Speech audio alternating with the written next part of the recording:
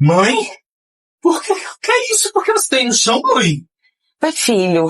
Oxe, não perde essa mania de limpeza, velho. Não é isso, filho. É que sua namorada me confundiu. E eu resolvi limpar mesmo. Não tem problema não, Te filho. confundiu? Não, para com isso, mãe. Pelo amor de Deus, te confundiu? Como assim? Ela achou que eu era faxineira, alguém que vinha fazer, sei lá, limpar, fazer faxina. A minha mãe, ela te colocou pra limpar o chão. Levanta, mãe, levanta desse chão, pelo amor de Deus. Você veio me fazer uma visita e agora tá sendo tratada feito uma empregada.